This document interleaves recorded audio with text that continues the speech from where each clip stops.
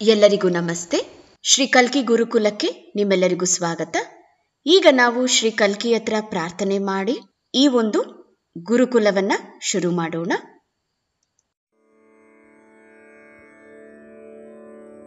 ಓಂ ಶ್ರೀ ಸರ್ವದೇವ ಪರಂ ಕರುಣ ಪರಂ ಜ್ಯೋತಿ ನಮಃ.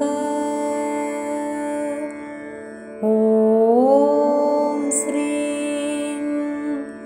ಸರ್ವದೇವ ಪರಂ ಕರುಣ ಪರಂ ಜ್ಯೋತಿ ನಮಃ.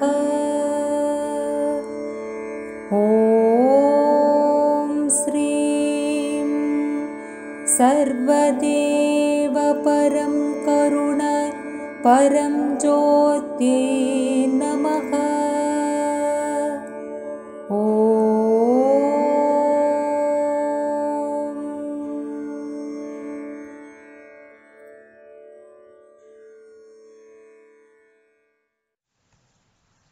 ಪ್ರಪಂಚಾದ್ಯಂತ ಇವತ್ತು ಸಾವಿರಾರು ಭಕ್ತರಿಗೆ ಶ್ರೀ ಕಲ್ಕಿ ತಮ್ಮ ಪವಾಡಗಳನ್ನ ಪ್ರತಿದಿನ ಕೊಡ್ತಾ ಬರ್ತಾ ಇದ್ದಾರೆ. ಅಂತ ಒಂದು ಪವಾಡ ಈಗ ನಾವು ನೋಡಕ್ಕೆ ಹೋಗೋಣ. ಆದ್ರೆ ಶ್ರೀ ಭಗವಾನ್ ಹೇಳ್ತಾರೆ, ಈ ಎಲ್ಲ ಪವಾಡಗಳು ಕೂಡ ಯಾವ ಒಂದು ಸಿದ್ಧಾಂತಗಳನ್ನ ಉಲ್ಲಂಘಿಸುತ್ತಿಲ್ಲ, ಆದ್ರೆ ಈ ಎಲ್ಲ ಪವಾಡಗಳು ಒಂದು ಉನ್ನತ ಸಿದ್ಧಾಂತವನ್ನ ಅನುಸರಿಸ್ತಾ ಇದೆ ಅಂತ ಹೇಳ್ತಾ ಇದ್ದಾರೆ. ಈ ಎಲ್ಲ ಪವಾಡಗಳ ಉದ್ದೇಶ ಏನಂತಂದ್ರೆ, ಯಾವಾಗ ನಮಗೆ ಈ ಪವಾಡಗಳನ್ನ ನಾವು ಅನುಭವಿಸ್ತೀವೋ ನಾವು ಮನಸ್ಸಿನ ಹಿಡಿತದಿಂದ ನಾವು ಹೊರಗಡೆ ಬರಕ್ಕೆ ಸಾಧ್ಯ ಆಗತ್ತೆ. ಈಗ ಒಂದು ಪವಾಡ ನೋಡೋಣ. ಒಬ್ಬ ಭಕ್ತರ ಮನೆಯಲ್ಲಿ ಕುಂಕುಮ ಪ್ರತ್ಯಕ್ಷ ಆಗಿತ್ತು.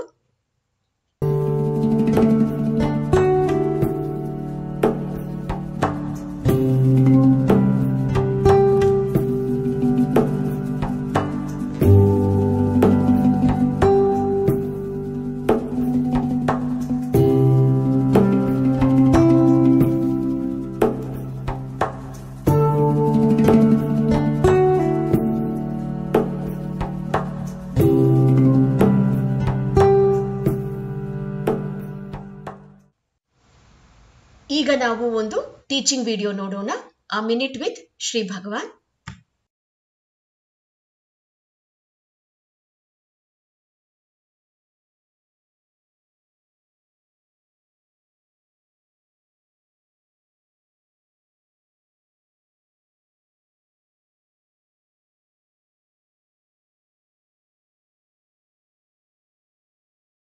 And strangely, the person discovers love and relationship, and the sense of separateness is gone.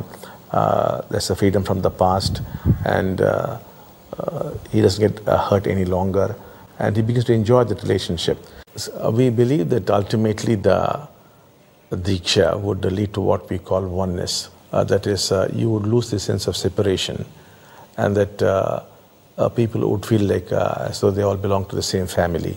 So we believe the world would become one global family. We see that as the ultimate happening. ಇಲ್ಲಿ ಶ್ರೀ ಭಗವಾನ್ ಕೇಳ್ತಿದ್ದಾರೆ, ದೀಕ್ಷಾ ಒಂದು ಉದ್ದೇಶ ಏನು ಅಂತ ಕೇಳ್ತಿದ್ದಾರೆ. ಭಗವಾನ್ ಹೇಳ್ತಾ ಇದ್ದಾರೆ, ಯಾವಾಗ ದೀಕ್ಷೆಯನ್ನ ಒಂದು ಮನುಷ್ಯನು ಪಡ್ಕೊಳ್ತಾನೋ ಅವನು ಬಾಂಧವ್ಯದಲ್ಲಿ ಪ್ರೀತಿಯನ್ನ ಕಂಡ್ಕೊಳ್ತಾನೆ, ಮತ್ತು ನಾನು ಬೇರೆ ನೀನು ಬೇರೆ ಅನ್ನೋ ಒಂದು ವಿಭಜನೆ ಅನ್ನೋದು ಹೊಟ್ಟೋಗುತ್ತೆ ಅಂತ ಹೇಳ್ತಿದ್ದಾರೆ.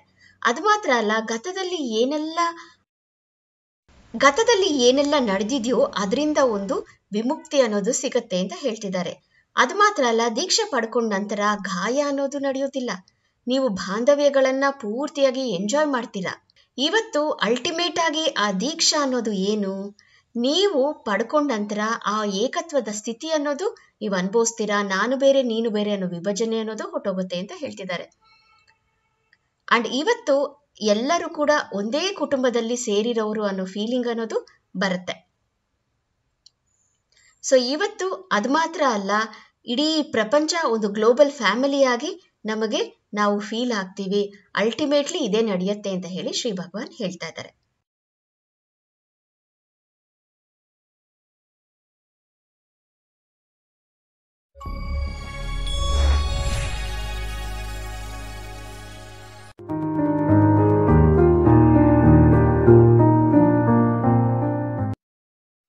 The awakened one has no answers. The unawakened one is full of answers.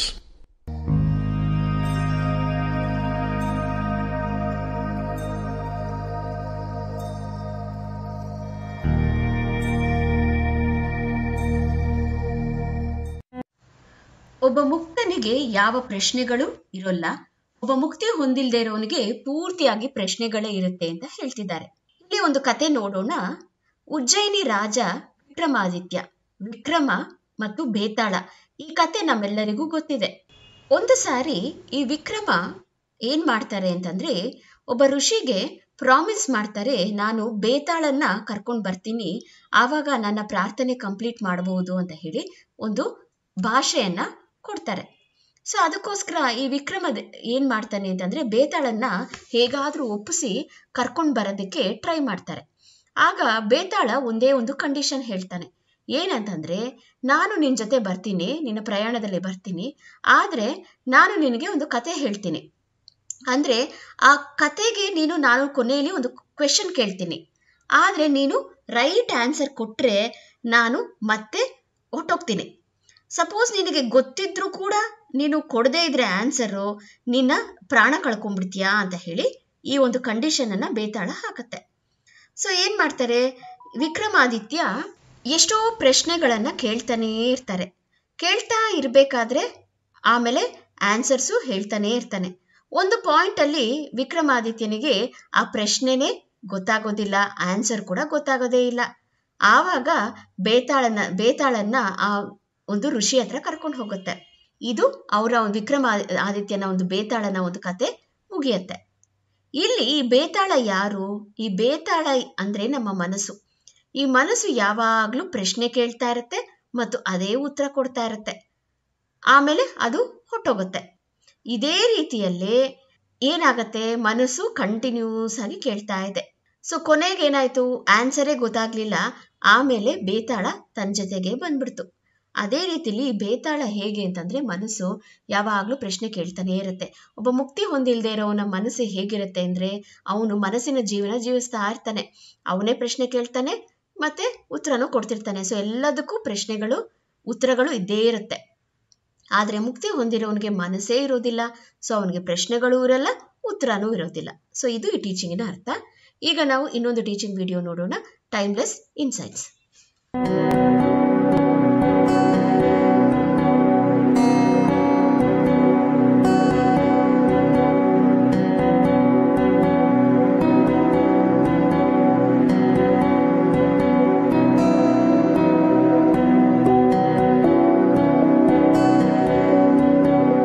If everything has a divine order and a divine timing, then every event, every experience, every happening, every relationship is holy, is sacred, is divine.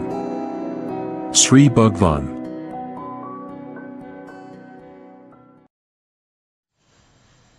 ಇಲ್ಲಿ ಶ್ರೀ ಭಗವಾನ್ ಹೇಳ್ತಿದ್ದಾರೆ, ಇವತ್ತು ಪ್ರತಿಯೊಂದು ಕೂಡ ದೇವರ ಆಜ್ಞೆ, ದೇವರ ಒಂದು ನಿರ್ಣಯ, ಪ್ರತಿಯೊಂದು ಸಂಭವ, ಪ್ರತಿಯೊಂದು ಅನುಭವ, ಪ್ರತಿಯೊಂದು ನಡೆಯೋದು ಜೀವನದಲ್ಲಿ, ಪ್ರತಿಯೊಂದು ಬಾಂಧವ್ಯ ಎಲ್ಲವೂ ಕೂಡ ಪವಿತ್ರವಾಗಿರುತ್ತೆ, ಎಲ್ಲವೂ ಕೂಡ ದೈವ ಇಚ್ಛೆ ಅಂತ ಹೇಳಿ ಹೇಳ್ತಾ ಇದ್ದಾರೆ. ಒಬ್ಬ ಯುವಕರಿದ್ರು, ಇವರಿಗೆ ಒಳ್ಳೆ ಒಂದು ಜಾಬ್ ಸಿಕ್ಕಿತ್ತು ಗುಜರಾತಲ್ಲಿ. ಅವರು ಫುಲ್ಲು ಎಕ್ಸೈಟೆಡ್ ಆಗಿದ್ರು ಜಾಬ್ಗೆ ಜಾಯ್ನ್ ಆಗ್ಬೇಕಂತ. ಇನ್ನೇನು ಜಾಬ್ಗೆ ಜಾಯ್ನ್ ಆಗಬೇಕು, ಆವಾಗ ಇವ್ರಿಗೆ ತುಂಬಾ ಅನಾರೋಗ್ಯ ಬಂದ್ಬಿಡ್ತು. ಅದಕ್ಕೆ ಇವರು ಗುಜರಾತ್ಗೆ ಹೋಗಕ್ಕಾಗ್ಲಿಲ್ಲ, ಜಾಬು ಜಾಯ್ನ್ ಆಗಕ್ಕಾಗಲಿಲ್ಲ. ಆವಾಗ ತುಂಬಾ ಬೇಸರ ಆಗೋಯ್ತು. ದೇವರನ್ನ ಅವರು ದೂಷಿಸ್ತಾ ಇದ್ರು, ಯಾಕೆ ದೇವರೇ ಈ ತರ ಮಾಡಿದೆ, ಎಷ್ಟು ಒಳ್ಳೆ ಜಾಬು ಅನ್ಯಾಯವಾಗಿ ಹೊಟ್ಟೋಯ್ತಲ್ಲ ಅಂತ ಹೇಳಿ ಯೋಚನೆ ಮಾಡ್ತಾ ಇದ್ರು. ಈ was very depressed for 4 months. ಆಮೇಲೆ ಒಂದು ದಿನ ಟಿವಿಯನ್ನು ನೋಡ್ತಿರ್ಬೇಕಾದ್ರೆ ಆ ನ್ಯೂಸ್ ನೋಡಿ ತುಂಬಾ ಗಾಬರಿ ಆದ್ರು. ಏನಾಯ್ತಂದ್ರೆ, ಗುಜರಾತಲ್ಲಿ ದೊಡ್ಡ ಭೂಕಂಪ ಬಂದು ಎಷ್ಟೋ ಬಿಲ್ಡಿಂಗ್ಗಳು ಬಿದ್ದೋಯ್ತು ಅಂತ. ಆವಾಗ ಅವ್ರಿಗೆ ಗೊತ್ತಾಯ್ತು, ಯಾವ ಬಿಲ್ಡಿಂಗ್ ಅಲ್ಲಿ ಇವ್ರು ಕೆಲಸ ಮಾಡ್ಬೇಕಂತ ಅನ್ಕೊಂಡಿದ್ರು ಅದೇ ಬಿಲ್ಡಿಂಗು ಬಿದ್ದೋಯ್ತಂತ. ಆವಾಗ ರಿಯಲೈಸ್ ಆದ್ರೂ, ಓಹೋ ಎಲ್ಲ ಕೂಡ ದೈವ ಇಚ್ಛೆ, ದೈವ ಹೇಗೆ ನಿರ್ಣಯ ಮಾಡ್ತಾರೋ ಹಾಗೇ ಒಳ್ಳೇದೇ ಅಂತ ಅನ್ಕೊಳ್ತಾರೆ. ಯಾವಾಗ ಆ ಜಾಬ್ ಹೋಗಿದ್ದೇ ಒಳ್ಳೇದಾಯ್ತು, ಇವತ್ತು ಅದೇ ಒಂದು ದೈವಿಕ ಅನುಭವ ಆಗೋಯ್ತು. ಸೊ ಇವತ್ತು ಆ ಅನುಭವವನ್ನ ಕೂಡ ಅವರು ಪವಿತ್ರವಾಗಿ ನೋಡ್ತಿದ್ದಾರೆ. ಪ್ರತಿಯೊಂದರಲ್ಲೂ ಕೂಡ ದೇವರ ಒಂದು ಕೈ ಇದೆ ಅಂತ ಹೇಳಿ ಅವರು ನೋಡ್ತಾ ಇದ್ದಾರೆ. ಸೊ ಇದು ಈ ಟೀಚಿಂಗಿನ ಅರ್ಥ. ಈಗ ನಾವು ಇನ್ನೊಂದು ಟೀಚಿಂಗ್ ವಿಡಿಯೋ ನೋಡೋಣ, ಶ್ರೀ ಭಗವಾನ್ಸ್ ಕೋಟ್ಸ್.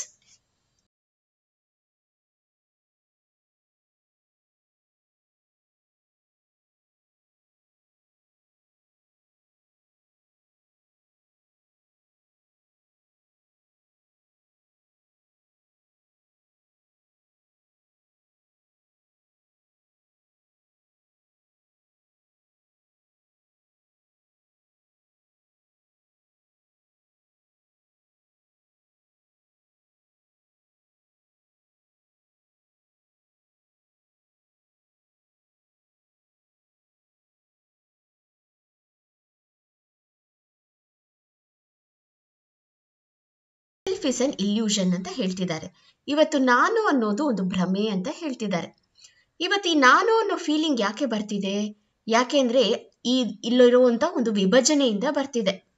ಅಂದ್ರೆ ಈ ಪಂಚೇಂದ್ರಿಯಗಳು ಹೇಗೆ ಕೆಲಸ ಮಾಡ್ತಿದ್ಯೋ ಅದರ ಮೇಲೆ ಆಧಾರಪಟ್ಟು ಈ ನಾನು ಅನ್ನೋ ಫೀಲಿಂಗು ಬರ್ತಾ ಇದೆ. ಸಪೋಸ್ ಈ ಸೆನ್ಸರಿ ಕೋಆರ್ಡಿನೇಷನ್ ಇದೆ, ಅದು ಸ್ಲೋ ಡೌನ್ ಆಗೋಯ್ತು ಅಂತಂದ್ರೆ ಸ್ವಲ್ಪ ಈ ನಾನು ಅನ್ನೋ ಫೀಲಿಂಗು ಮಾಯ ಆಗತ್ತೆ. ಅಲ್ಲಿ ನಾನು ನೀನು ಅನ್ನೋ ವಿಭಜನೆ ಇರೋದಿಲ್ಲ. ಆದ್ರೆ ಇವತ್ತು ನಾನು ನೀನು ಅನ್ನೋ ವಿಭಜನೆ, ಈ sense of separation is actually illusion ಅಂತ ಹೇಳ್ತಿದ್ದಾರೆ. ಇದು ಒಂದು ಮಾಯೆ ಅಂತ ಹೇಳ್ತಿದ್ದಾರೆ. ಆಕ್ಚುಲಿ ಮನುಷ್ಯನ ಒಂದು ನ್ಯಾಚುರಲ್ ಸ್ಟೇಟ್ ಏನು? ಇವತ್ತು ಈ ಮಾಯೆಯಲ್ಲಿ ನಾವು ಬದುಕಕ್ಕಾಗೋದಿಲ್ಲ. ಯಾಕೆ ಅಂದ್ರೆ ಅದು ಸತ್ಯ ಅಲ್ಲ. ಇವತ್ತು ಮನುಷ್ಯ ಅನ್ಕೊಂಡ್ಬಿಟ್ಟಿದ್ದಾನೆ ಇಲ್ಲಿ ನಾನು ನೀನು ಬೇರೆ ಅಂತ. ಆಕ್ಚುಲಿ ಅದರಿಂದನೇ ಈ ದುಃಖ ಅನ್ನೋದು ಸ್ಟಾರ್ಟ್ ಆಗ್ಬಿಟ್ಟಿದೆ. ಇವತ್ತು ನೀನ್ ಯಾರೋ ನಾನ್ ಯಾರೋ ಅನ್ನೋ ವಿಭಜನೆನೇ ಎಲ್ಲ ಪ್ರಾಬ್ಲಮ್ಸ್ಗೂ ಸಮಸ್ಯೆ. ಅಲ್ಟಿಮೇಟ್ಲಿ ಯುದ್ಧ ಯಾಕೆ? ಈ ಪರಿಸರದ ಒಂದು ಕೆಳಗಡೆ ಬೀಳ್ತಿರೋದು ಯಾಕೆ? ಬಡತನ ಯಾಕೆ? ಇದೆಲ್ಲದಕ್ಕೂ ಕಾರಣ ಏನು ಅಂದ್ರೆ ಆ ವಿಭಜನೆನೇ, ಆ ಮಾಯೆ. ನಾನು ಬೇರೆ ನೀನು ಬೇರೆ ಅನ್ನೋ ಮಾಯನೇ ಇದೆಲ್ಲದಕ್ಕೂ ಕಾರಣ ಅಂತ ಹೇಳಿ ಶ್ರೀ ಭಗವಾನ್ ಹೇಳ್ತಿದ್ದಾರೆ. ಸೊ ಇದು ಮೊದಲನೇ ಟೀಚಿಂಗು.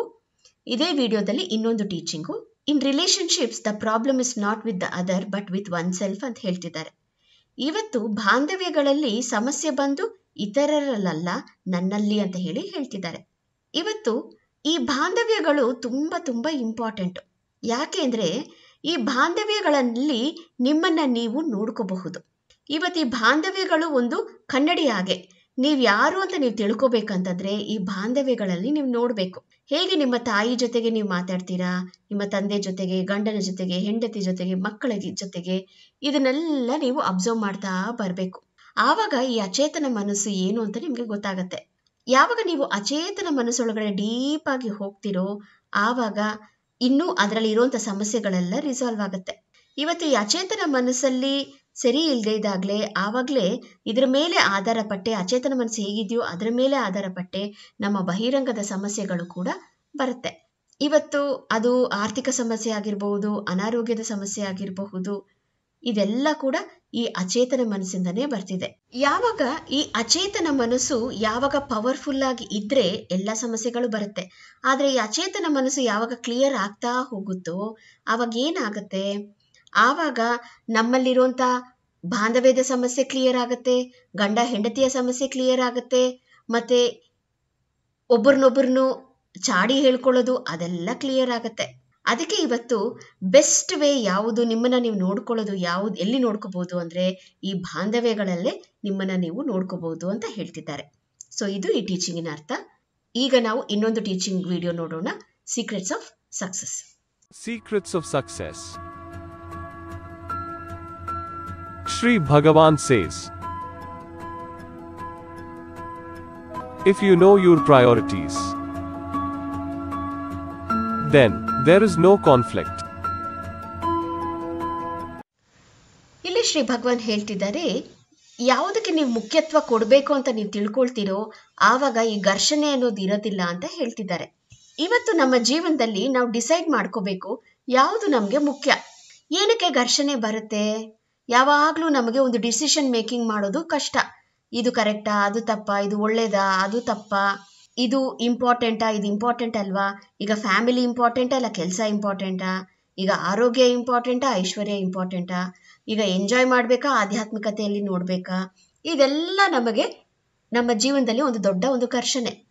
ಇವತ್ತು ನಾವು ಯಾವುದಕ್ಕೆ ಮುಖ್ಯತ್ವ ಕೊಡಬೇಕು ಅನ್ನೋದು ಸ್ಪಷ್ಟವಾಗಿದ್ರೆ ನಮಗೆ ವೆಕೇಶನ್ಗೆ ಹೋದಾಗ ಎಂಜಾಯ್ ಮಾಡಬೇಕು, ಮಕ್ಕಳ ಜೊತೆ ಚೆನ್ನಾಗಿರ್ಬೇಕು, ಅನಾರೋಗ್ಯ ಇದ್ದಾಗ ಆರೋಗ್ಯ ನೋಡ್ಕೋಬೇಕು, ನಮ್ಮ ಡ್ರೀಮ್ಸನ್ನು ಫುಲ್ಫಿಲ್ ಮಾಡ್ಕೊಳ್ಳೋದಕ್ಕೆ ನಾವು ಸಂಪಾದನೆ ಮಾಡಬೇಕು, ಆವಾಗ ಹಣ ಇಂಪಾರ್ಟೆಂಟು. ಸೊ ಯಾವುದು ಜೀವನದಲ್ಲಿ ಫಸ್ಟ್ ಪ್ರಯಾರಿಟಿ ಇದೆ ಆವಾಗ ನಾವು ಪ್ರಯಾರಿಟಿ ಕೊಟ್ಟಾಗ, ಮುಖ್ಯತ್ವ ಕೊಟ್ಟಾಗ ಅಲ್ಲಿ ನಾವು ಸರಿಯಾದ ನಿರ್ಣಯ ತಗೋಬಹುದು ಅಂತ ಹೇಳ್ತಾರೆ. ಯಾವಾಗ ನಿಮಗೆ ಪೂರ್ತಿಯಾಗಿ ಸ್ಪಷ್ಟವಾಗಿರುತ್ತೋ ಅಲ್ಲಿ ಘರ್ಷಣೆ ಅನ್ನೋದಿರಲ್ಲ ಅಂತ ಹೇಳಿ ಹೇಳ್ತಿದ್ದಾರೆ. ಸೊ ಇದು ಈ ಟೀಚಿಂಗಿನ ಅರ್ಥ. ಈಗ ನಾವು ಇನ್ನೊಂದು ಟೀಚಿಂಗ್ ವಿಡಿಯೋ ನೋಡೋಣ, life lessons with Shri Bhagavan. Bhagavan, what factors dictate a human life and what should we do to receive abundant grace from Amma Bhagavan? Human life is controlled basically by 4 factors: past life vasanas, the 4 stages of birth, the decisions you have taken in your childhood, and your later day conditioning. If you are not able to receive grace or succeed in life, any of these factors could be responsible. It is possible to be liberated from the negative effects of these factors. I and Amma would do it for you. But the key factor to receive grace is to set right your relationship with your parents. In which case, I and Amma would be very, very powerful in you. We would guide you and help you wherever and whenever necessary. ಇವತ್ತು ಮನುಷ್ಯನ ಜೀವನ ಯಾವುದ್ರ ಮೇಲೆ ಆಧಾರಪಟ್ಟಿದೆ? ಇವತ್ತು ಒಂದು ಮನುಷ್ಯನು ಅನುಗ್ರಹವನ್ನು ಪಡ್ಕೋಬೇಕಂತಂದ್ರೆ ಏನ್ ಮಾಡಬೇಕು? ಇದು ಪ್ರಶ್ನೆ ಕೇಳ್ತಿದ್ದಾರೆ. ಸೊ ಶ್ರೀ ಭಗವಾನ್ ಹೇಳ್ತಿದ್ದಾರೆ, ಮನುಷ್ಯನ ಒಂದು ಜೀವನ ಯಾವುದ್ರ ಮೇಲೆ ಆಧಾರಪಟ್ಟಿದೆ ಅಂದ್ರೆ 4 ಅಂಶಗಳ ಮೇಲೆ.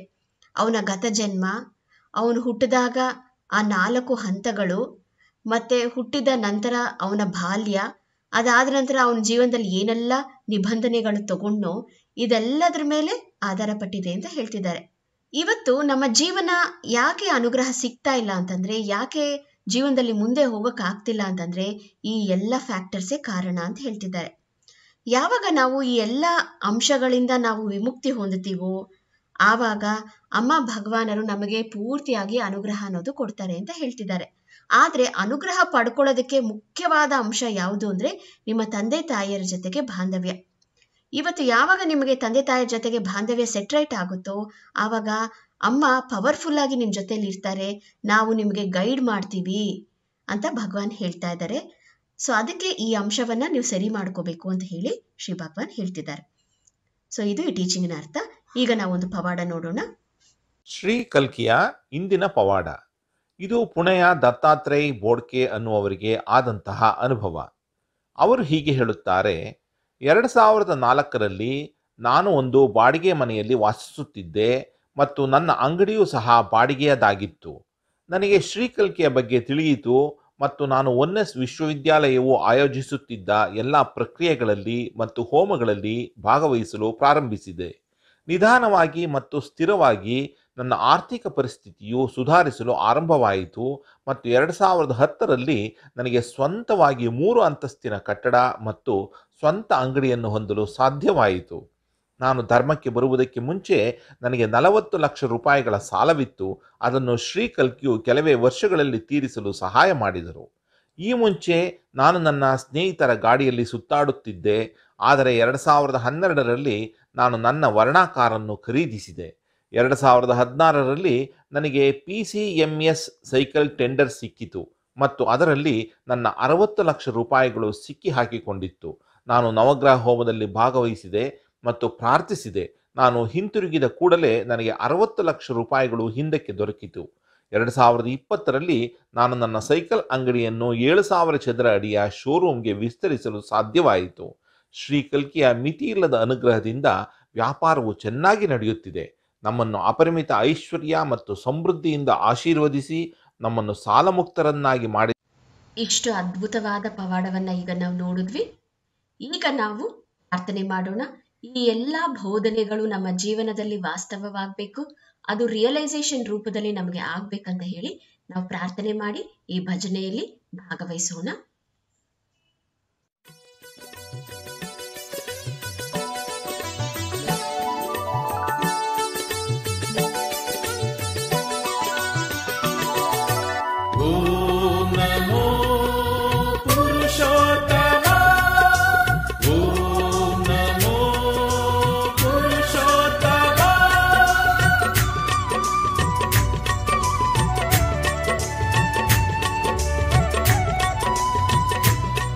जय कल्की देवा परंधम नमोस्तुते. जय कल्की देवा परंधम नमोस्तुते. जय कल्की देवा परंधम नमोस्तुते. जय कल्की देवा परंधम नमोस्तुते. श्री कल्की नामं सदा शिवं सदा शिवं. श्री कल्की नामं सदा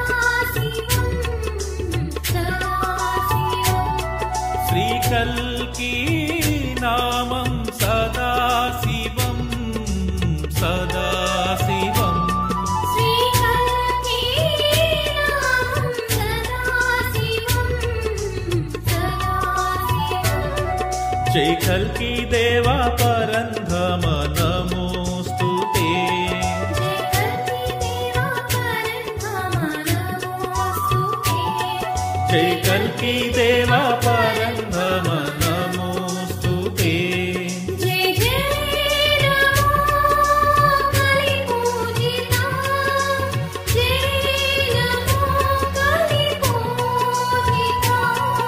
जय नमो कलिपूजिता जय नमो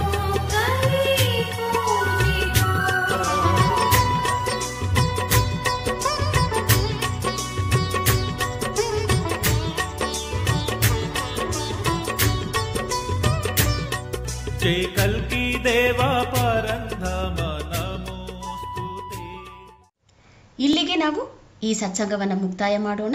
ಎಲ್ಲರಿಗೂ ನಮಸ್ತೆ.